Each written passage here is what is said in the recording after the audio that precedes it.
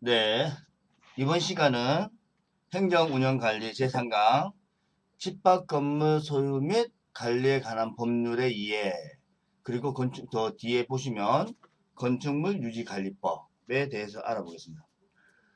우리 소장님들이 이제 현장에 가시면 여러 가지 법률이 있어요. 뭐 기술적인 법률, 행정적인 법률, 기술적인 법률에는 뭐 전기, 승강기, 소방법, 기타 등등 있겠죠.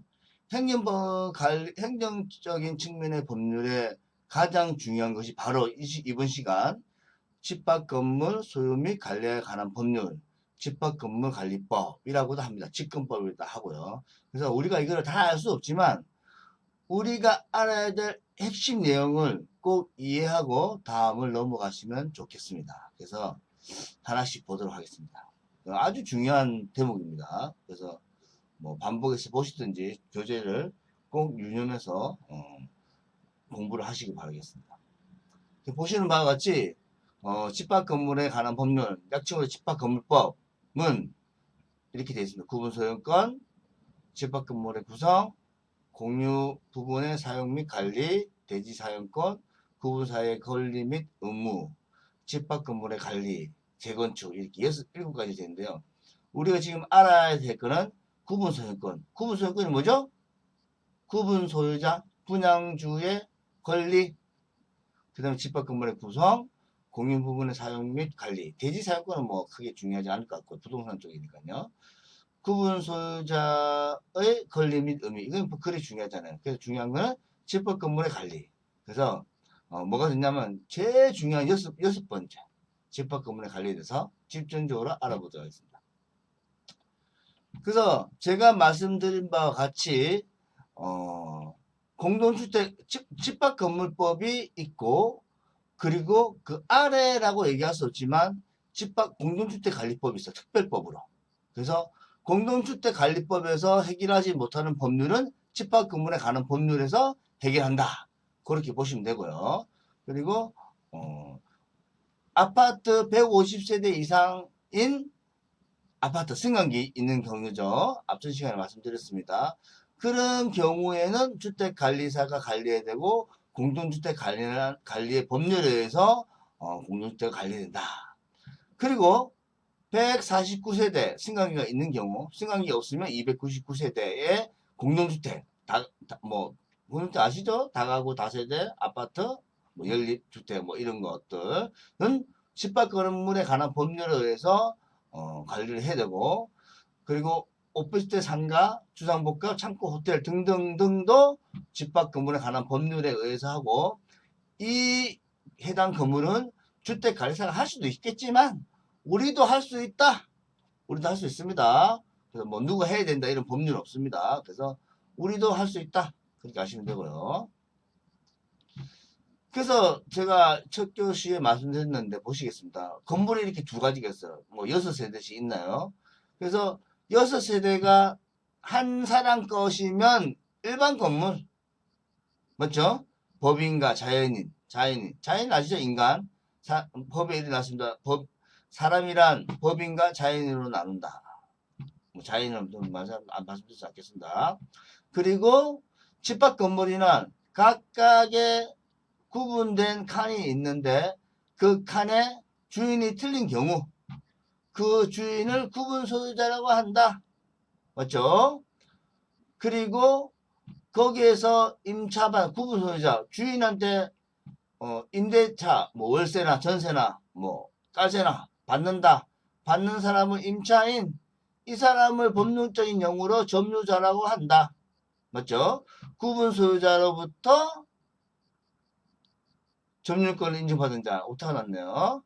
그리고 여기에 칸칸에 있는 자기 칸을 전용 부분이라 하고 복도, 엘리베이터 등등을 공용 부분이라고 한다. 그런데 구조상 공용 부분, 구조상 계단, 승강기, 지하주차장은 구조상이겠죠. 규약상 공용 부분이 있어. 뭔가요? 이게 노인정, 어린이 시설. 이거를 규약상 공용 부분이라고 한다. 이거를 또 바꿀 수도 있습니다. 뭐 어린이집인데 뭐 예를 들어서 뭐 슈퍼를 하겠다. 그럼 공동주택에 규약주택 합의해서 해야 되겠죠. 뭐 그렇습니다. 그래서 보시면 조금 전에 말씀드린 것 같이 전용 부분의 구분 소유자, 얘기했고 대지권, 땅이 대지권 얘기죠. 대지권은 보통 n분의 1로 돼 있다. 그리고 이거를 따로 처분할 수 없다. 무슨 말이냐? 대지만 따로 팔 수 없다. 뭐 그런 거죠. 구조상 공용 부분 말씀드렸습니다. 계단, 복도, 엘리베이터, 승강기, 지하주차장, 구약상 공용 부분을 관리실, 노인정, 유치원이라 칸칸이 있는 거, 그리고 구약상 공용 부분이라고 한다. 자, 전용 부분의 범위 한번 읽어보시고요. 자, 제일 중요한 우리 건물 관리하면서 CCBB를 가릴 수 있는 거. 두 세대 이상이 사용하는 배관, 배선 등은 공용 부분을 한다. 한세. 나 혼자만 이쪽으로 선이 날아갔어. 우리 세대에서. 그런 부분은 전용 부분. 선이 저쪽으로 멀리 가 있어도 전용 부분. 그리고 계량기까지는 공용 부분으로 한다. 계량기. 전기 계량기 있잖아요. 밖에 있잖아요. 수도 계량기 밖에 있잖아요. 자, 인테리어 했을 때에, 내가 이렇게 우리 집에 살았을 때는 그건 당연히 전용 부분이겠죠. 하지만, PS실, EPS실에 있는 계량기는 공용 부분을 한다. 왜? 자기네들이 계량기 고정 다 바꾸고, 마음대로 할 수 있잖아요. 근데 우리가 해주겠다. 그 얘기입니다. 그 뒤에 보시면. 자, 뒤에 보시면, 요 양변기 있어요. 그림 제가 그린데 잘 맞는지 모르겠습니다. 양변기 1호, 2호, 3호가 있는데, 요렇게 1호가 빨간 줄로 2호까지 갔어. 근데 여기까지는 혼자야. 맞죠? 여기까지는 내 집을 벗어나고 저쪽에 가서도 이 배관은 내 거다. 전용 부분의 배관이다. 왜? 두 세대가 안 붙었으니까. 이렇게 두 세대가 붙는 순간부터 여기까지는 공용 부분이다. 이해하셨으리라 생각합니다. 뭐 이거 보시면 되고요. 그래서 공용 부분의 범위는 이렇다. 보시면 되고요. 부대시설은 또 이렇다. 한번 읽어보시고요. 교재에 잘 나와 있습니다. 몇 페이지 한번 볼까요?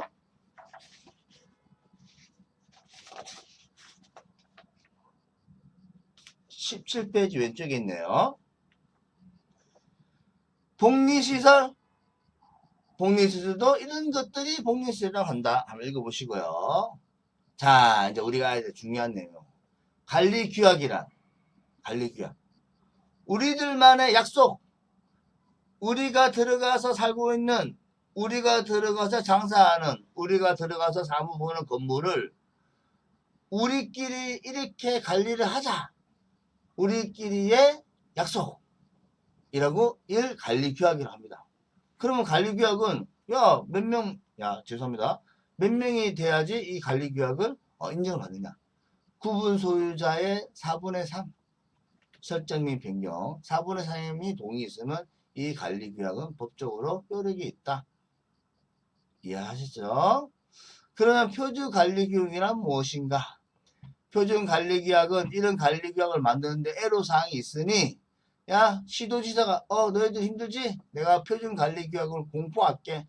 그거 갖다가 조금 바꿔서 써도 돼.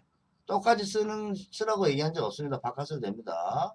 그래서 집합 건물 법률 근거로 시도지사가 표준관리규약을 만들어 놓은 거죠. 그래서 이해하시면 됩니다. 그래서 표준관리규약을 근거로 우리에 맞게 우리 건물에 맞는 관리규약을 설정하여 관리규약 동의서를 4분의 3을 받으면 이 관리규약은 법률적으로 효력이 있다. 그 얘기입니다. 자, 구분 소유자. 제가 뭐랬죠? 분양주, 건물주, 조물주 밑에 건물주, 건물주여야 되는데 건물을 한 건물을 살 수 없으니 한 칸이라도 사자. 한 칸짜리 건물주라도 하자. 그래서 사는 거죠. 오피스텔 한 칸, 상가 한 칸. 그분들을 구분 소유자라고 한다. 구분 소유자가 가진 권리를 구분 소유권이라고 한다. 점유자, 말씀드린 임차인, 구분 소유자에게 승낙을 받아 점유 부분을 점유하는 자, 임차인. 점유 부분, 자기가 쓰는 부분, 맞죠? 공용 부분, 내가 쓰는 부분 말고 나머지 부분. 읽어보시면 되고요. 대지, 이 건물에 깔고 앉아있는 토지. 전용 사용 공용부. 자, 이게 좀 어려운 얘기인데요. 전용 사용 공용부. 자, 뒤에 가서 한번 얘기했어요. 공용부 전용 사용권. 이 같은 얘기입니다. 같은 얘기인데 무슨 말 뒤에 한번 볼게요. 있네요. 여기 잘 나와 있네요. 자, 여기 보시면 이렇게 이걸 뭐라죠? 테라스 베란다라 그래요. 테라스 베란다. 그런데 여기 몇층? 1층, 2층, 3층, 4층, 4층, 5층, 6층, 7층까지 있네요.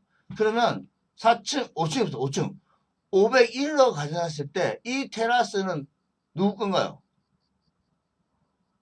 만인의 거, 공용 부분.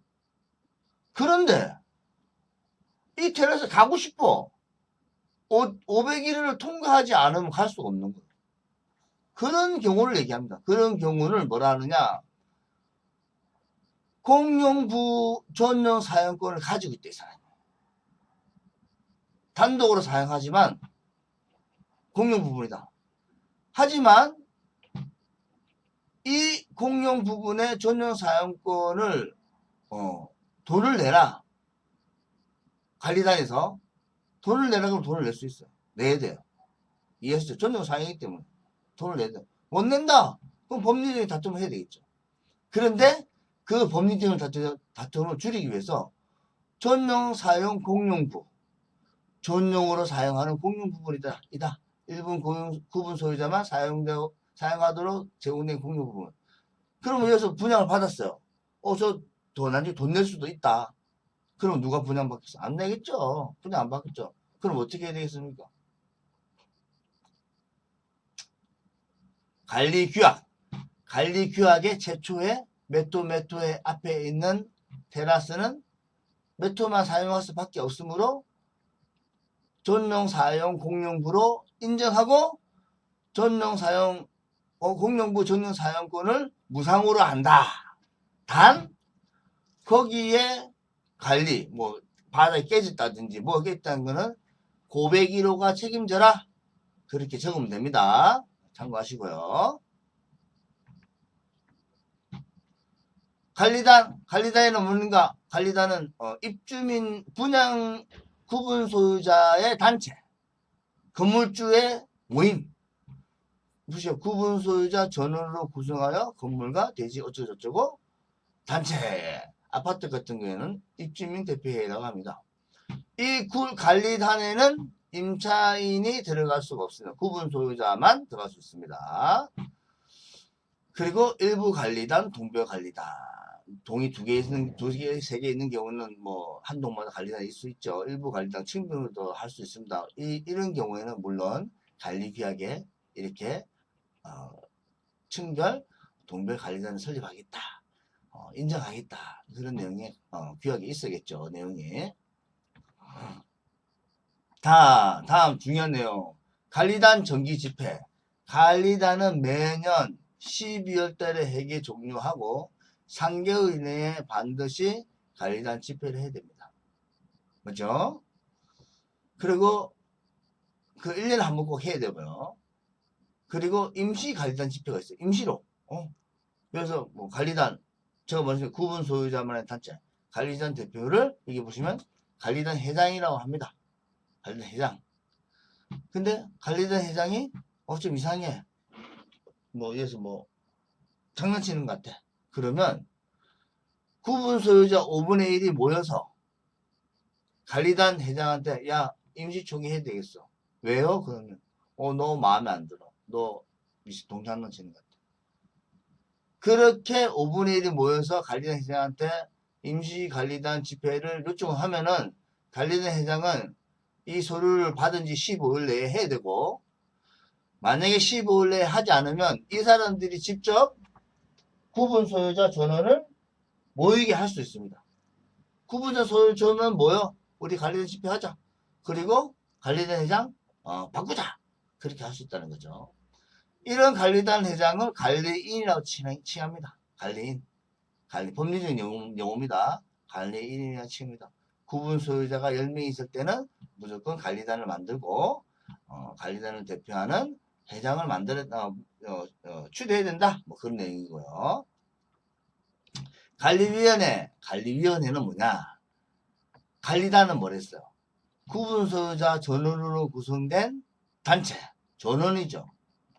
관리인은 관리단의 대표, 관리위원회는 관리단의 임원진이라고 보시면 됩니다. 임원진. 이해하셨죠? 임원진. 그렇게 이해하시면 되고요. 자, 관리인의 선임. 조금 전에 말씀드렸지만, 관리인을 선임할 때는, 구분 소유자 10명 이상 근무자는 무조건 관리인을 만들어야 됩니다. 그런데, 관리인을 선임하는 어떤, 여기 보시면, 관련 집회, 임시 관련 집회 있잖아요. 이때는 구분 소유자가 아니어도 임차인, 구분 소유자에게 점유권을 인정받은 자도 참석할 수 있다. 그리고 구분 소유자에게 위임받은 누구나도 참석할 수 있다. 물론 위임장이 있어야겠죠. 그래서 자, 관리단 집회는 누구나 참석할 수 있어요. 단 관리단에는 구분 소유자만 참석할 수 있다. 관리단에 소속되어 있는 단체는 사람들은 그렇다. 이해하시고요. 뭐 뒤에 읽어보십시오. 관리위원회 말씀드렸죠?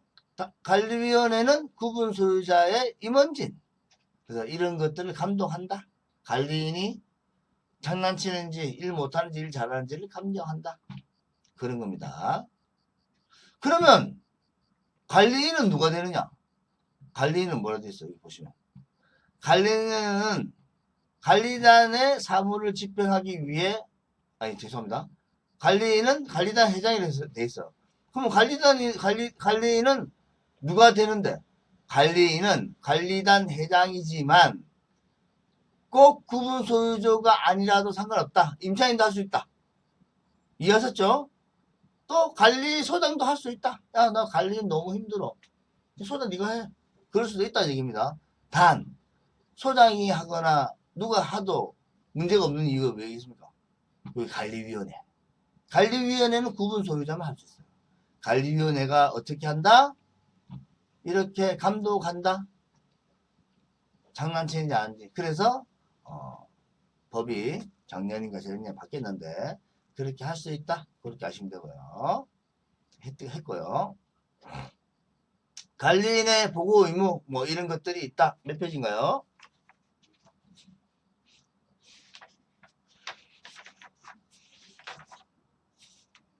20페이지 왼쪽이네요.